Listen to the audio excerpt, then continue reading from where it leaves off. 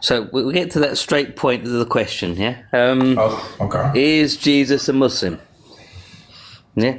So my point would be the only way you know Jesus is through the Quran. Really? Yep. All right. How did Jesus pray? The Bible scripturally is just all over the place. I got you. So tell me. How did Jesus pray? How did Jesus pray? Mm-hmm. I think it. I don't know. I don't think it says it in the Quran. I know the Bible says he went on his knees, but you can't trust the Bible. Yeah, you can't trust the Bible. The Bible's out. You can't trust the Bible. Yeah, you can't trust the Bible. So how did whatever's Jesus in the pray? Quran about Jesus is the only thing you know about him. So basically nothing. No, you know a lot. You know he was born of Mary. You know that he performed his miracles. Wait, hold on. We don't know how he practiced his religion. We don't know how he prayed. What about this? Who were his disciples? Who were his disciples? I don't think the Quran mentions who his disciples are. Dang it, man. So we don't know how he prayed. We don't know who his trusted disciples were, who he handpicked. Matter of fact, let's ask this. How many disciples did he have? I don't think it matters, does it? I think it does. Why does him being a Muslim matter how many disciples he has?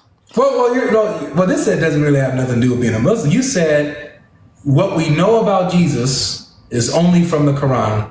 Everything we know about Jesus comes from the Quran. You can't get it from the Bible, right? So yeah. I'm just asking just little questions that like I would wonder if all I had was the Quran.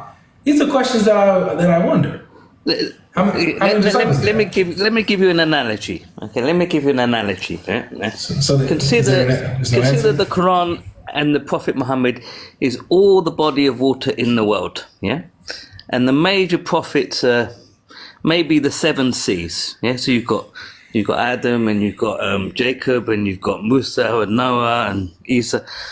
7 seas, right? And then you've got like the minor prophets that we don't know much about, but we know from the Quran that every people was given a prophet, and they would be the bodies of water like Lake Victoria in I'm so Canada. sorry. I don't mean to cut you off. But I do have to. My brother, I just asked a simple question. I didn't want all of that. How many disciples did he have? Does the Quran tell us? No, it doesn't. Okay, that's okay. It doesn't tell us. So we don't know how he prayed. We don't know how he practiced his religion. We don't know who his disciples were. We don't know how many there were that he picked. Maybe this. Where was Jesus born? Does it say in the Quran? I don't think it does. I'm not sure. I mean, it was Jerusalem. I don't know. It doesn't even say that either. So it doesn't tell us where he's born, who his disciples were, how many there were, or how he prayed. Where he's born? I feel like that's big. Okay. All right, how about this? How about this? All right, so forget where he's born. How about where he was? Where in the world was he when he was spreading this Injil? Where was he? But you're asking me these questions, okay? And none of them have any relevance to whether he was a Muslim or not. They have all the relevance in the world, and I'm going to show you in a second. Okay. I'm going to show you. Maybe you could get to that point. Good. Well, I just got to, I'm really, see, let me give you an analogy, yeah? Imagine the Bible is the entire ocean, all the body of water in the world, right?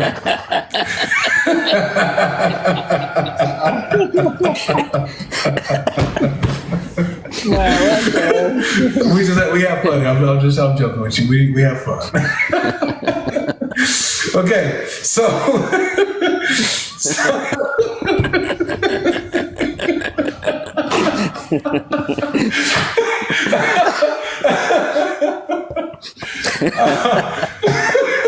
it's your laugh that's making me laugh more. That was good, bro.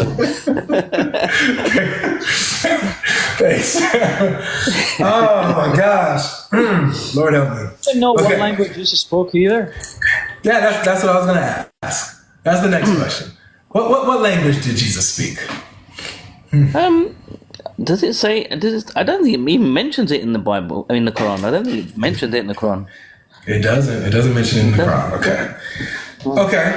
All right. Here's something important. Here's actually something important. Okay. When Jesus was preaching the Injil, the gospel, it was written down at some point. The Quran says. Who was it written by? Does it say it was written down? Yeah, chapter 7, verse 157. It says, those who follow the unlettered prophet, whom they find written, maktubin, in the Torah and the gospel, the Injil, with them. I'm not so sure about that. Can you bring up the tafsir? You want the tafsir or the verse? I suppose we look at the verse and then we look at the tafsir.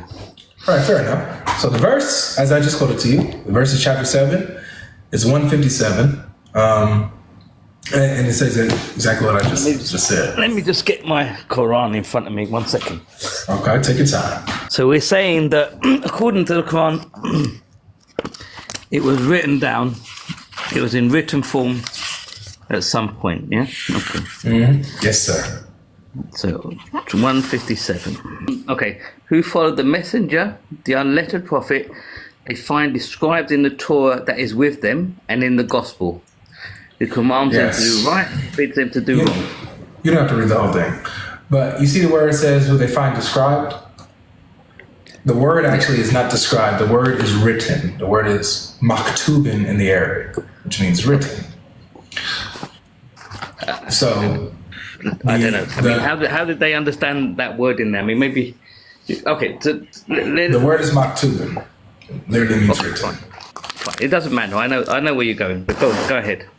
Right. So it was written down. The gospel that Jesus preached was written down. Who wrote it? Yeah. It doesn't say. So it would have been someone around him at the time. Someone around him at the time, but we don't know. Okay. We don't. So we don't know. We don't know whether it was written in Aramaic. We don't know whether it was written in Greek. Right, we don't even know what language it was written in. So, but interestingly enough, the word Injil itself is a Greek word, not an Arabic word. It's really interesting. So, this is where we're at.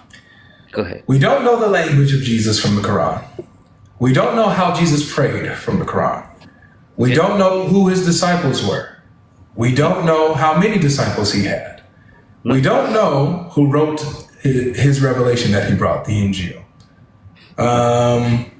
Is that all that we mentioned? I feel like there was a sixth one that we're missing. And we don't know where he was, where he was preaching. We don't know his geographical location. So these are some basic historical facts that if you have the Quran, you have no idea, you have no answers about Jesus. You don't know anything. We do. We know that he's a prophet and he obeyed God. No, you don't. You don't know that. That's a claim, but you have no historical evidence backing it. No, it's a claim. But that's the claim. So since we only know Jesus through the Quran, and the Quran says he was a prophet of God, and he followed the teachings of God, then we know he's a Muslim. You know, it's interesting you say that because I'm seeing what the Quran says that comes supposedly 600 years after the fact. That's not a historical source on the life of Jesus. Something that comes 600 years later is not a historical source on him. It's not a historical source. It's a revelation. I know. That's the claim. Again, that's the claim that it's a revelation, which I'm not presuming that. I'm looking at the Quran as a book that has claims, and I'm trying to verify these things. But I can't because it has no answers to these things. It has no historical basis. None. But you know the scientific or the scriptural consensus is that that there was probably a Jesus. This is like among biblical scholars that there was probably a Jesus because it was among what? It was amongst what scholars? There was most probably a Jesus. But there's no scientific evidence or historical evidence apart from people talking about Jesus of Nazareth. Do you know what historical evidence? That's the consensus. Yeah. Do you know what could constitute historical evidence? And by the way, they don't say that there probably was a Jesus. They say certainly there was a Jesus in Nazareth. No. But do you know what constitutes what historical evidence is? But I don't want to go down this route because I'd have to give you sources of various scholars of the Bible and stuff like that, and it would get a bit messy. So I can give you scholars. I can give you scholars that are not of the Bible. I can give you just scholars in general who are not believers, and they're atheists and agnostic who say that yes, Jesus is a certain man of history and who was definitely crucified under Pontius Pilate in the first century. And I would give you scholars who would turn around and say there was a Jesus, but they're not sure. Just like they say Moses couldn't, according to the biblical accounts, Moses couldn't have done everything he did. What credible scholars doubts the existence of Jesus? So there's a biblical scholar in Bristol University. I can't remember her name. Let me give you her name. Do you want me to give you her name? Yeah, name and a quote. Her credentials and a quote. Yeah, she's credentials are very high. Bristol University biblical professor. Honestly, this will take too long. She's a Greek woman. Look, man. All I'm saying is this, okay? Yeah. We have all this historical information about Jesus. Obviously, you have to throw that away because it goes against your Quran and it will prove your Quran false. So you have to say, oh no, that stuff is unreliable. That's what you have to say as a Muslim. That's literally the only reason why you reject the historical sources on the life of Jesus. That's the only reason. Okay. Well, I would turn around and say that the academic consensus, or the majority of the academic consensus, is that there was probably a Jesus, but they don't know anything else about him. Can you give me that? Give me that consensus. Can you give me that quote? Do you know? I'm going to have to come back and give it. What I do is after the conversation, I'll give it to you. I'll dig it up and I'll give it to you. All right, we'll wrap it up here. You can come back next time. I'll be live again Monday.